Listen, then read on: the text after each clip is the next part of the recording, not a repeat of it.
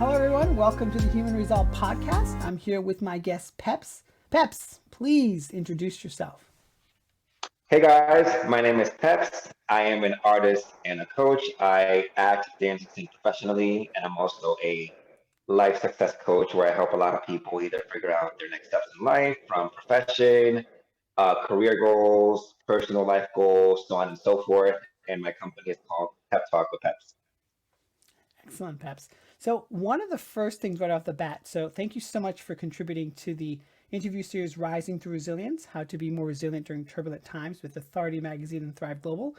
One of the things I really found fascinating is this idea of surrounding yourself with the right support system. How has that shown up for your life? Oh my God, I think that's probably one of the biggest things to really take inventory of. We're so surrounded by information from either people, media, our jobs, that having the right people that feed, you mentally and emotionally and spiritually is so important, especially when it comes through making it through a difficult time. You want to be around the people that have either gone before you and can encourage you, or people that can just uplift you when you're not sure how to do it for yourself. And for me in specific, from everything that I've done, from being an entertainer to launching my own business, thankfully a lot of my friends are in the same space, same mental space, same professional space. So we've all have had to like figure out things together, support each other through like the setbacks, difficulties, and then really trying to hold each other accountable to do the things that we said that we would do, but also making sure that each single person is doing well. Because that's also just as important too, not just having success, but mentally and emotionally and physically being and feeling well. Yeah. I love also how you brought back your childhood and how you had to always be solution oriented. Like it was almost something like you just had to learn like training wheels. Can you expound on that? So I have parents who are teachers, and they were pretty strict. And by that I mean they were strict in making sure that we knew how to get our stuff done, regardless of what was happening. And growing up the youngest of four from an immigrant family, a lot of times my parents were trying to figure out how to make it in America, and I was trying to figure out how to make it in school. So growing up in an environment where we were all trying to figure out so many things at the same time and so many moving different parts is one of the reasons why I'm constantly thinking strategy. Like usually when I'm dealing with something or an issue or even with a client, a lot of what I'm thinking about is what is a strategy that I need to get the best result possible. And that just came from figuring out how to communicate in English when I spoke with Spanish. And that also came about from being the youngest of four, is also like, how do I get attention from my parents when I have three other siblings who also need attention and love and support? So I think it's growing up the youngest of four, growing up an immigrant, and then growing up in an environment where my family and I needed to figure out how America worked is why we're always so like solution oriented. Have you always been money minded? You know, you speak to learning how to make money, at an early age since you didn't really grow up with a lot of it. I don't necessarily think money minded in the sense where like money is my driving force or my driving motivation. Where it shows up is because a lot of what we do is usually attached with a price tag, you know? And I think for anybody's lifestyle, our lifestyles are tied to our finances, and everybody has a specific amount that they pay per month to literally just get by, whether it is rent or the mortgage, food, um, clothes, cell phone, utility bills. Everything has a price tag, fortunately or unfortunately, depending on how you look at it. And where money shows up is in my childhood is we were somewhat limited, you know, limited as to how many things we could do, limited as to how many things we could afford, the vacations that we couldn't take or how we took time off. So a lot of those things would show up in my childhood. And as I've gotten older, it's like seeing the things that I want to provide for myself and my family in the future. It comes up because money is a factor, unfortunately. But also money can be fun. I think money can be like a fun game to play with. You look at it as a game or as a resource or as a tool. it can change your perspective as opposed to it being like your driving force. It can just be a like the icing on the cake, so to speak, if that makes sense. Yeah. You also speak about signing with Movement Talent Agency and Mhm. how that entire process was daunting to you. What are some kernels of inspiration that you got from that whole experience? I think just the biggest thing from that whole experience, especially the meeting with Lindsay, was being so clear as to what I wanted and not settling for anything else but that. Because I remember when we met, it was just to sign me in to just model and do commercial acting. And I also wanted to be signed as a dancer. And when she offered me the contract and it didn't include dancing, she was like, you can audition for dancing. And I just remember saying, it's basically like take it all or leave it all. Kind of was kind of my energy. And she came back with a dance contract within 2 minutes. And just having that clarity of vision and that clarity of what you want and being so dedicated to that vision is probably one of the biggest things that I was able to see in practice lead to what I want. Yeah. And now, moving forward in your coaching business, I love this fact that you mentioned you operate from a perspective of how can you support your clients? Like, what is it about them that they need rather than what is it about my ego? How has that shown up for for yourself or for your life? I mean, God, it's like I always think about like if I make it about me, then it's like a losing battle type of thing. Because at some point, you know, we usually start things, or at least I did, because we enjoy it. It's like I enjoyed dancing, so I started dancing. I enjoyed acting, so I started acting. I enjoyed public speaking, and it gets to a point where once it gets so familiar and kind of like the shine wears off, and it's not as glittery or as cool as it used to be, it's what's going to keep me motivated and excited to keep doing it. And I think the biggest thing for me is seeing people literally get their transformation, or literally get some inspiration or some form of strategy that makes them feel like they should continue forward with whatever it is. It could be a job, it could be a relationship, it could even be something as simple as this friend from church that I have. Her name is Jamie. I remember I posted this dance video from dance class years ago, and she said to me that one dance video inspired her to switch careers and focus on her dreams, you know? And that's when I realized is if I make it about me, then I kind of miss it. But if I make it about somebody else, or if I make it about somebody that I could potentially impact in a positive way, then that is the biggest way of paying it forward. Because I think whatever anybody's gifts are, it's not for me, it's for literally the other person to receive and benefit. Yeah, yeah. And also, in there you mentioned about Anne Marie and how her being a mind body alignment expert Mhm. allowed you to transform your own scarcity mindset. Could you expound on that a little more? Oh my goodness. So Anne Marie is like a force of nature. Like people think I'm a great coach and I am. She is the godfather of coaches. She's incredible. I think what it is with Anne Marie is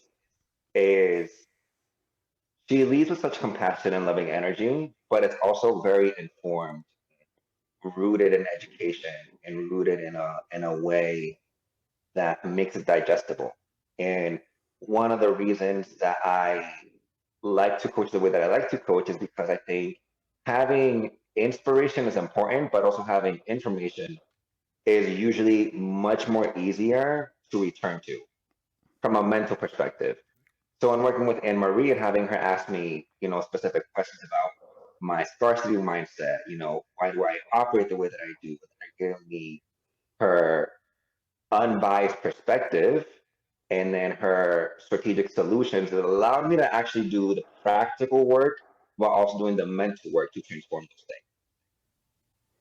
Hmm. So, Peps, how do you define resilience? things. I think resilience is more of a byproduct of being like committed and being committed to a very clearly defined either vision, value, or ideal. I think for you to be resilient, I think you need to know what it is you're being resilient for or why. I can use my entertainment career as an example. Is the only way I've been able to overcome all of the things that I've either struggled with or have had challenges with is because I had such a clear vision that I was committed to of the type of artist and entertainer that I wanted to be and the type of lifestyle that I wanted to create. So I think resilience is more of a byproduct of being so clear on what your vision is and then being committed to it. Because then once you have clarity, then you can decide, in either direction. And then once you decide, then you commit to that direction that you want to take. And then from there, almost everything is going to sound easier said than done, but almost everything should fall into place. Yeah. In the article, you mentioned also traits of resilient people. What are some of the traits that you find that are most aligned to what you bring out to the world? I think most of the traits, or I think the most common trait that I feel that resilient people do possess is for one having that clarity of vision and that clarity of purpose, because I think that is the beginning of everything. I think the most times that I've personally struggled is when I lost clarity and when I lost like the vision that I had at one point or the driving force. And I think with that, it's also then being decisive, because the original meaning of the word decide was almost to eliminate or to cut off, you know, and it's almost like cutting off all other options from what it is that you want. So I think being clear, being decisive, being committed, being action oriented, and then also being coachable and being open-minded. Being open-minded in the sense that you can actually learn what you need to learn, develop a strategy. One thing that I coach in one of my boot camps is being married to the purpose, not the plan, because you can have the perfect plan and then something goes wrong and then you may have to readjust the plan, but you don't want to necessarily readjust the purpose. So having that clarity, decisive, committed, action oriented, and then coachable / like open minded would be like the main qualities that I would say today for resilient people. In the article, I also mentioned a similarity or a difference to the idea of courage. Do you see them as one and the same or different? Um, I don't necessarily see them as one of the same or necessarily different, but I think I like Les Brown's definition of courage, where she says it's like from the heart. And I think it's more of I think courage is more of a posture or state of being that you want to lead with. And I think you could be resilient with the wrong heart posture. I think you could be resilient with the posture of wanting to prove somebody wrong or wanting to prove yourself right. I think you could also be resilient from the sense of the victim's mentality or the mentality that somebody's always out to get you, that you have to persist in order to survive. So I think now I would expand upon saying that courage is more of a heart posture that should fuel your resiliency. Um, I don't want to necessarily say resilience is a byproduct because I don't think it's the most proper term. I just think resilience is a manifestation of being clear and committed. But how your resilience shows up, I think it has more to do with your heart posture than anything else, which is what I feel like courage is. Because courage is, for me, coming from the heart and having that faith and fervor that anything and everything is possible. And if you actually commit to that vision, but you're open to maybe the plan or open to the changes and you're open to receiving and giving, then that would affect how you're resilient, and that would also then affect the quality of the outcome. Does that make sense? Yeah. Okay, perfect.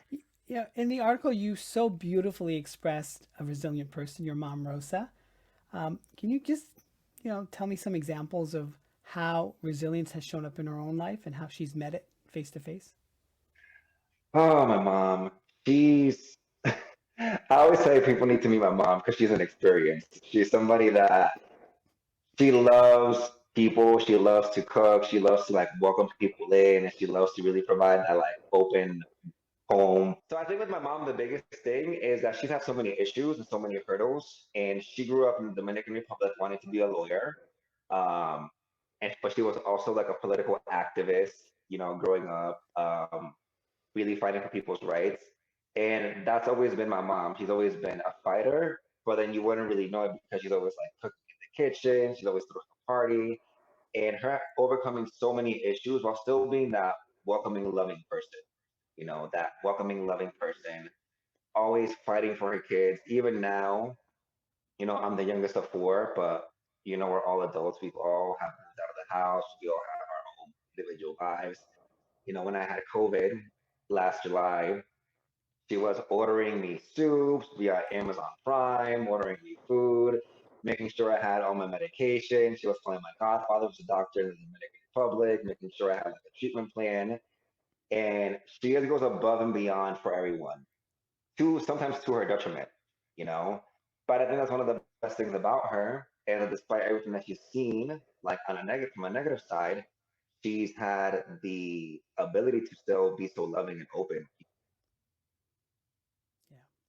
Yeah. And on the flip side, I know you sort of detailed, where your aunt jokingly mentioned, "Are you sure you can make a living doing, doing your passion?" How was that statement? How did that statement affect you in terms of your persistence? I think because I've always been a little bit competitive, it was mostly like we'll see, we'll see type of thing. Granted, you wouldn't want to hear those statements. And I think one of the things why I'm kind of competitive is because I grew up, in a household where my parents were like, you have to be a really great student, you have to excel in everything that you do. You have to make sure that you're doing the best job that you possibly can. And I think they instilled that me at an early age is what matters most is results versus what is said, even versus what I said about my result. Because usually the result is the proof of what you did do or what you didn't do, or how prepared you were or how unprepared you were. So when she said that, I was like, I will prove you wrong more so than she's right. Like I never thought that she was right. Thankfully. Hmm. You also detail about your persistence with going through some hardship, like, severe car accident, laid off from work, your breakup, your grandfather who passed away that you had power of attorney for. How did you make it through? Oh God, especially all those events were literally back to back. It was between like 2017 and 2018, where it was like my life was like a domino effect of like tragedies. Um, the first thing that comes to mind, to be honest, is sometimes the best thing to do is almost take it day by day, or like dealing with the immediate circumstance and then dealing with what needs to be dealt with after. So I think on a practical level is almost addressing what's immediate first, and then just focusing on that from a practical level. Versus if I would have sat down and thought of everything that was going wrong, the car accident, then getting laid off, and my grandfather was getting even more sick, and I would have thought of everything at once and not realizing I couldn't take immediate action on all those things, I probably would have been way more overwhelmed. Um, but I think the biggest thing that really, really helped me is for one, really trusting that it was going to get better and reminding myself that it's going to be okay. And if it's not okay now, it means it will be at some point.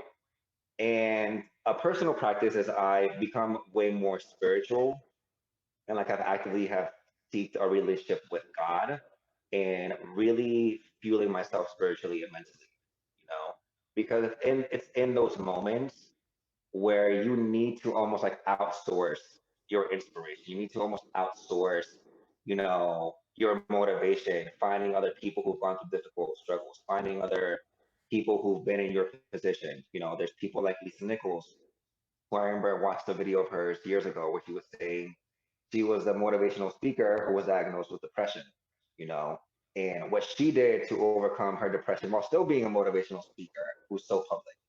So also like finding practical things that will literally fuel me up, help me so much. And then the last thing is learning to ask for help, especially when my grandfather passed. He was somebody that completely changed my life in the best possible way. And when he passed, I feel like I was not myself for months. Like my memory went out the window. I could barely manage things.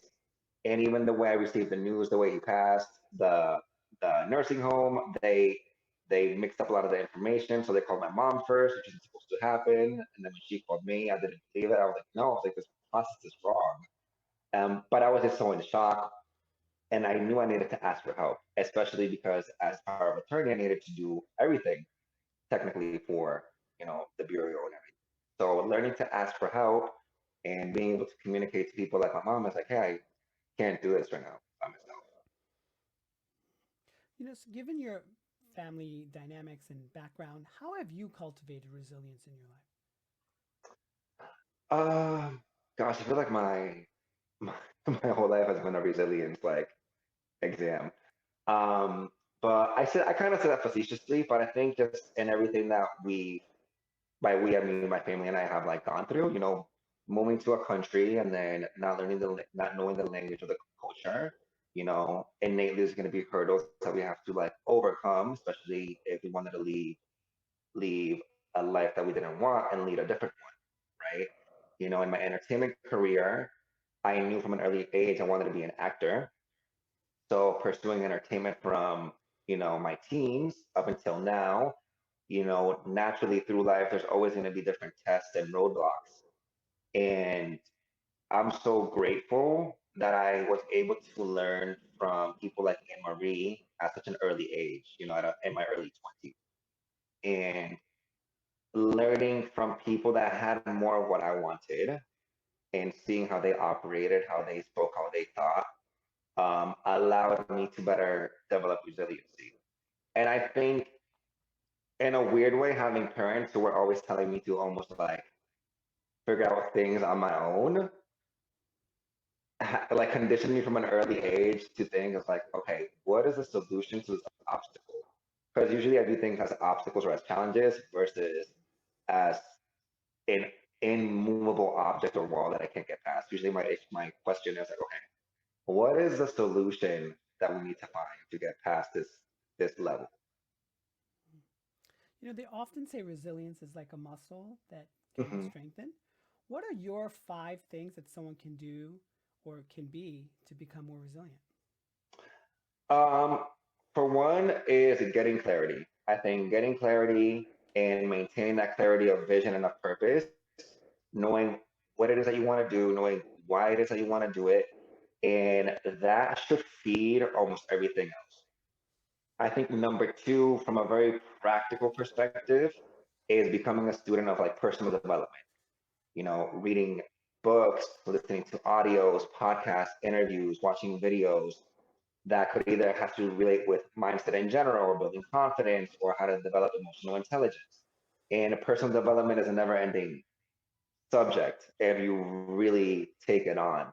And I say that because I've been studying personal development consciously since at least maybe 2012, you know? And it's never ending. It's always like, okay, at first I had lapsed in my integrity. Now I want to improve my confidence. Now I want to improve my ability to trust. Now I want to actually improve my communication. And everything is so interconnected that really cultivating a personal development practice is so, so critical. Then I would say having a great environment, having a great support system. Thankfully, almost everybody in my immediate circle is studying some form of personal development.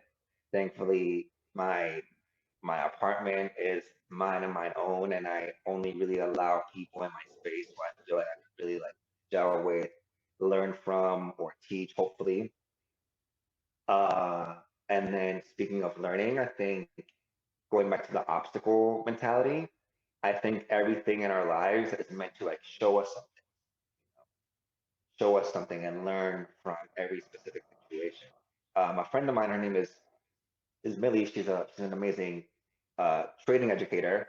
You know, she always says, whenever you feel like you're in a rut, it's usually because you're missing something that you need to learn, and it's usually always around you. You know, so a lot of times, whenever there's like an obstacle or a challenge, I'm asking myself, I'm like, what do I have to learn from this specific moment? What do I have to learn from this specific instance? What can I learn that I'm not paying attention to that maybe would be the the key to opening that door, you know?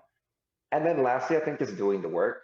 I think um, whatever that means for a lot of people. I know we live in a world where it's like, you know, the law of attraction and manifestation, but in the word attraction, there's two words. There's attract and then there's action, you know. And it's like we mentally just think about something, but we don't do any of the physical legwork to prepare for it. Then 9 times out of 10, it's not going to come to us. Yeah, 100%. Now I would like to transition into what I call brainstorming right now. Okay. And one of the things you mentioned in there, sort of this movement about coming together proactively, and you shared a story. And I would love for us to just do a deep dive on that and how maybe Okay. we could create some solutions to that problem. Are we referring to the charity event? Yeah, absolutely. You know, how Okay, you were great. able to affect change and how that created sort of this, hope and dream and through that initiative, you both were able to collaborate. Um, so yeah, so I think with that specific event, the intention was really just to give back and help. You know, it was me and one of my best friends, Valley, she's a singer, as well for this band Emotional Oranges. And we were in my literally behind me, on my couch. We were just one morning we were studying how to trade, how to invest in the financial markets. It was 2020, like right when the pandemic was really still at its peak. And we were just thinking about how interesting it was that we were at home, like learning ways of making money, like remotely and from our computers. And it was, and we were cold. Like we were in my apartment, but we were cold. And then we were just thinking about people outside who were either like getting evicted. And then we were thinking about in LA, there's Skid Row with tons of homeless people, you know. And I just remember feeling that from when I was tired of being in this lockdown, like in my computer, I was like, I miss being outside, I miss dancing, I miss seeing my friends, I miss like walking down, feeling like I'm not gonna get sick. But two, I just missed being able to just go outside and thinking about like if I feel this way and I'm at home, for one, it's almost like a first world problem type of complaint. But then two, it's like thinking about the people that don't really have the option to go into a place where they would feel less cold, you know? And we were just thinking of a way of, in which we could actually give back in a way that would also like satisfy us, you know? And we created the Blanket Project. Um, and it was one of the best things I've ever done in my life. We were able to raise thousands of dollars within like I think it was less than 2 weeks, maybe like only a week. We were able to buy comforters, we had blankets, we collected tons of clothes, so much so that we left the event and there was like a buffet of clothes still waiting for people to pick them up in Skid Row, you know, which is a huge homeless population. Um, and then the goal with that is just hopefully to really trickle down more solutions, you know, trickle down more people to feel inspired to do something. You know, me and Valley just rented a U-Haul and we're driving down LA for like 2 days, going to different like dollar stores, buying out their comforters and blankets and asking random people for donations. And it was one of the best, almost like guerrilla style types of things that we were able to do. But the intention was and still is to hopefully inspire more people to like really just think of what can I do with what I have that could benefit somebody else. Yeah. And what comes to mind is what I allude in my new book, about sort of this idea of bartering. I really feel like we lost that sense that people are so Mm, connected to, and obviously you need money to survive, but that energy for energy exchange is powerful and knowledge is powerful. And, your sort of movement idea just sparked an idea of why don't we just try to give someone that knowledge base, because we all have innate gifts and talents, and that gift can be exchanged to one another. It doesn't have to be a one-way street. And I think by doing that, it becomes more generative and becomes more giving. And then it's like lingers, right? You give someone a blanket if they're cold, that's definitely useful. But if you give someone a solution to a problem, or an angst, or even an avenue of new discovery, it can last a lifetime. Yeah, and I think the only thing with the homeless population also it's also I haven't been and seen every single homeless population in the world. Um, but I know in New York versus LA, I feel like in LA there's more of a mental health factor in the homeless population that I feel like isn't really addressed. And I think what's been unfortunate is even just now recently with all of the things that we're seeing happening in the world, you know, but studies show is like there's technically enough money in the world now that we may not even have to be having this problem of homelessness. You know? There may not be a real almost need to have it persist, you know. So I think my biggest question has been is like, well, what is a conversation that maybe or who should we be having the conversations with, you know, and what do we need to actually communicate and address? Because I think it's unfortunate to see a lot of people actually be mentally and physically unwell and feeling surprised. I'll never forget there was this dad and his son at the event, and they both took like one shirt each. That's all that they took. And we were like, no, please take more. Like we have plenty of options. And they said, no, there's more people that need clothes too. We will be fine with just these two items. And that's coming from people who are homeless, you know? Yeah. So I think my biggest question has been like, well, how can we actually make a dent, if not completely obliterate this problem? Especially because it seems so much more feasible to mass produce a solution to a health issue like COVID, naturally so, you know, and then not to make it a political discussion, but everything that's been happening in recent times, it's like there seems to be a lot of ease to accomplish certain things. Why can't we accomplish this thing? You know, I why can't we accomplish an issue that's been longstanding for so long? I think it also starts with the person. Like, I think you need to figure out what their ask is. What is it that they actually need, not what we think that they need. And that's a personalized, human to human type of conversation. But no, I think there's a lot of work that needs to be done in that area. But I just love the start. Like having the conversation is the start. So that's really fantastic. Thank you. So, I really love today's conversation. Where can my audience find out more about Peps? Well, first of all, thank you so much for having me. I absolutely enjoyed our conversation. Um, I'm a social media person, so usually I'm really active on Instagram. So my personal Instagram page is Pepz underscore Javier, um, and I'm pretty active on there. I was going to give out my phone number, but that won't work. So Instagram would be the best thing. I love connecting with a lot of people. So anyone and everyone is welcome to reach out to me there. Okay, wonderful, Peps. Well, thank you so much. I really appreciated it. Thank you. Sure.